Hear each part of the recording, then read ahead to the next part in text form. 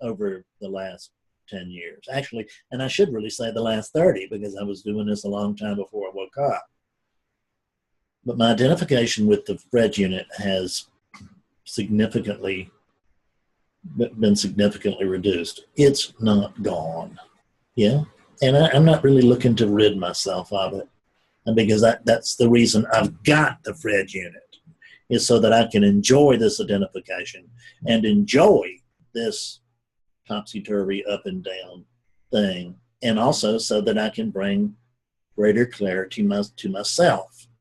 Because everything that we're doing here, it's not about any of us, because none of us on the deepest level even exist.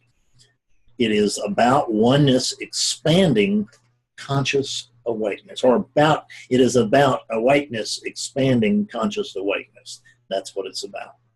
It's beyond oneness. Thank you, Mike. And Chris Warnock, I think that you were up next, and I had lowered your hand and unmuted you, I believe. You don't have to do anything. You don't have to do anything. I didn't know I had all this power. It's a great power. Yeah. You know, I was struck by the safety net discussion, you know, because you're clinging on to that safety net, which seems like a good thing. You want to be safe, right? I mean, that seems like good, right? That's understandable. And it struck me because we had been talking earlier in the week about the ego playing the horror movie. And so, weirdly enough, that's where I'm at, which is clinging to the horror movie, which is interesting. Flip, you know, better to cling to, you think you want to cling to safety, but my God, I've just got the claws onto that horror, you know, that horror movie that's just playing over and over and over about all the horrible stuff that's going to happen to Chris. Yeah, because there's really, this is what I'm saying, is that we have to be willing to live as peace. But we can say from the relative standpoint, we have to be willing to live in peace. Because what you'll notice is that that horror story, there's a lot of juice in it, you know. And, you know, and in safety, you know what, I'm safe for the day. We take it for granted. And we just do until it's at risk. Then we value safety very, very highly. But the truth is that none of us are ever safe. There's no safety here in the relative world. There's ultimate safety in your true nature. I am eternal. I am boundless. I am eternal. I am infinite. I am whatever. I mean, it's just that I am invincible, right? I mean, I can't be hurt. I can't be killed. I can't, you know, nothing actually can disturb me except for me. That's the only thing that can disturb me is me. And when I, consciousness, choose to believe, choose to identify with a story, in other words, when I identify with the Chris story, all I have to do is identify with it, I inherit everything that goes with that, which is the drama and the trauma, and also the juice and excitement, the willingness to forego all that, the willingness to live in, you know, Alan Watts has a book, the Wisdom of Insecurity. This is recognizing the unit's insecurity is the ultimate security. When I drop identification with Chris, I drop identification with all of that horror. Until I have spent time as peace, dropping the horror is frightening, because I don't know what goes on. I don't know what happens. I mean, this isn't what I had in mind. I mean, because I had in mind a lot of happening in my awakeness, right? That angels and trumpets thing, I was just hoping that was going to continue. Instead of what I find is that when I stop identifying with that unit, I've died. And it's, in other words, I, as that character, have died. And when I do, all of the juice that goes with that character is at least temporarily dropped. Because what the unit is literally is resistance. The unit is is conditioned space amid unconditioned space. So the actual physical manifestation of the unit is resistance. The character is resistance. And when I drop the character, what I find is this. And I can't find anything wrong, but I can't find anything juicy. And I want to get back on the juicy thing. What I don't know is that this great okayness has its own juice, trust me. The other thing is that you can always experience as you will for a long, long time, you will experience the juice of Christmas periodically.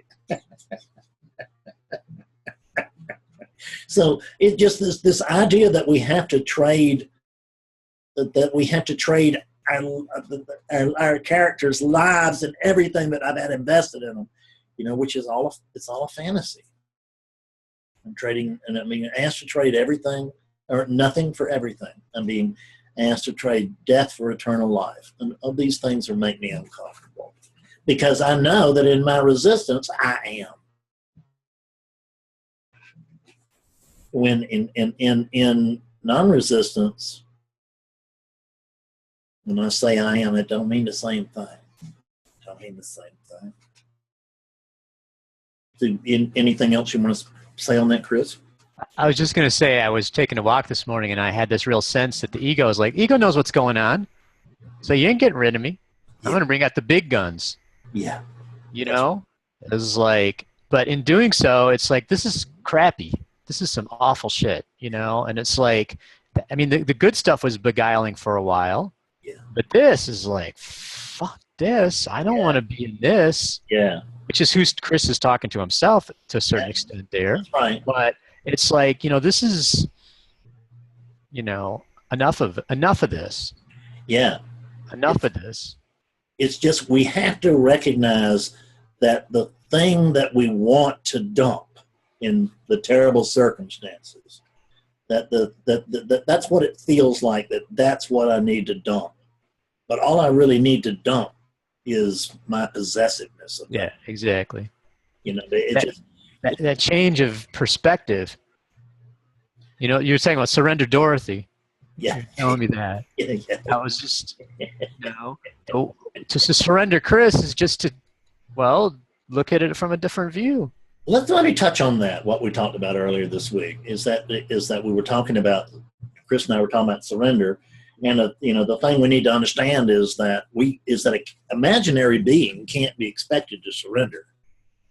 Fred can't surrender, right? Because there's no Fred. There can be a willingness there, and that may be critical. But Fred cannot actually, which just means that Fred is stepping down. But there's my attachment to Fred is being reduced. But the imaginary character cannot surrender to these conditions. I do not talk to imaginary characters.